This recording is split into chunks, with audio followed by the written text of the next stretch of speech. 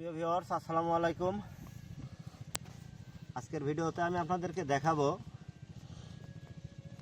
টমেটোর গাছে কিভাবে সারটা দিতে হয় এবং কোন বয়সে সারটা আপনার জমিতে দিলে গাছের জন্য খুব উপকার হবে।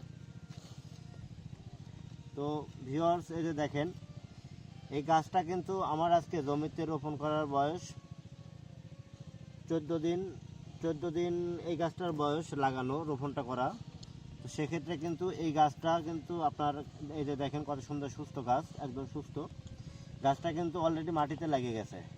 লেগে যাওয়ার পরে এখন কিন্তু এই শিকড় আস্তে আস্তে ছড়াই দিচ্ছে। সেক্ষেত্রে আপনার কিন্তু এখন এই জমিতে এই গাছটাতে সারটা দেওয়া অতি জরুরি। তো সারটা দিবেন কিভাবে? প্রথমত কিন্তু আপনার এই গাছের গোড়ায় সুন্দর করে নিড়ানি দিতে হবে। এই যে ঘাসগুলো যে আছে, যে ঘাসগুলো আপনারা অবশ্যই অবগত আছেন, আমি আপনাদেরকে কিন্তু আগের ভিডিওতে দেখাইছি যে আমি প্রতি জমিতে কিন্তু টমেটোর আবাদ করব এবার।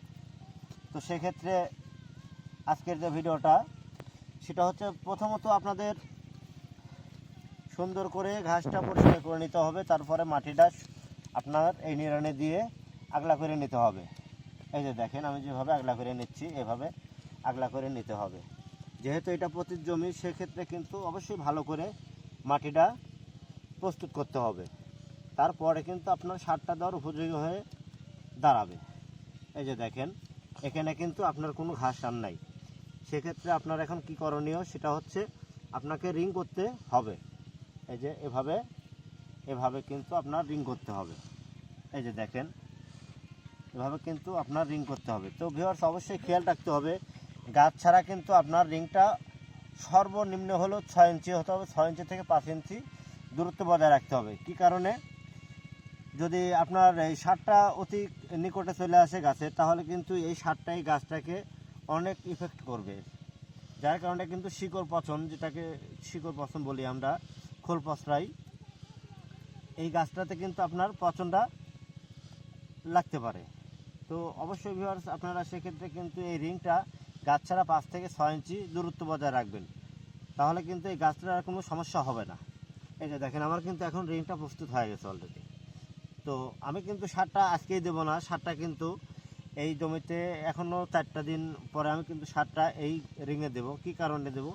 এই যে দেখেন, মাটিতে কিন্তু এখনও রসের পরিমাণটা আছে। এই যে দেখেন, রসের পরিমাণটা কিন্তু এখনও আছে। সেক্ষেত্রে আপনি এই জায়গায় সারটা দিলে অতি দ্রুত এই সারটা গাছকে আপনার এই মনে করেন যে যে ক্ষতি করার সেটা করে ফেলবে অলরেডি। আপনার এই চারটা ঠিক এরকম মাটিটা যখন শুকায় যাবে, এরকম হবে, তখন কিন্তু সারটা আপনার চারিদিক দিয়ে দিতে হবে। সারটা কিভাবে দেওয়াটা লাগবে সেটাও কিন্তু আমি আপনাদেরকে ভিডিওতে দেখাবো। তো অবশ্যই আশা করি আপনারা আগামী ভিডিও দেখার জন্য আমার যে চ্যানেল আছে ইউটিউবে সাবস্ক্রাইব করে রাখুন, আসুন কৃষি শিখি নাম দিয়েছি। আর আমার ফেসবুক পেজ আছে আসুন কৃষি শিখি, সেটাতে একটা ফলো দিয়ে রাখুন। অবশ্যই আমার প্রতিটা ভিডিও আপনাদের সামনে যাবে, আপনারা আমার ভিডিওগুলো দেখবেন এবং আমার যে চাষাবাদগুলো আছে সেটাকে ফলো করবেন। কারণ আমি চাই আমার মতো আপনারাও কাজগুলো করেন, কারণ চাষাবাদে শিক্ষার কোনো শেষ নাই। মানুষ এখন আধুনিক যুগ আসতেছে, অনেক রকমভাবে কিন্তু চাষাবাদ করা যায়। আর সেক্ষেত্রে অবশ্যই আমার ভিডিওটা আপনারা দেখেন, আমাকে ফলো করেন, আমার কাজটাকে ফলো করেন। ভালো লাগলে অবশ্যই আমাকে কমেন্ট বক্সে জানাবেন। আর আপনাদের যদি প্রয়োজনীয় কিছু জানার থাকে অবশ্যই আমাকে ইনবক্সে জানান, আমি আপনাদের উত্তরগুলো দেবো বা জানানোর চেষ্টা করব বলতে অবশ্যই আমি আপনাদেরকে 100% শিওর যে আমি আপনাদেরকে জানাবো কীভাবে কৃষিকাজগুলো করতে হয়।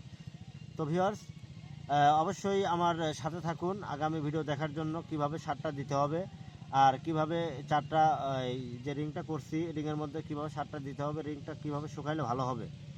তো শেষ পর্যন্ত আমার পূর্ণ ভিডিওগুলো দেখেন। ভালো থাকেন, সুস্থ থাকেন। আসসালামু আলাইকুম।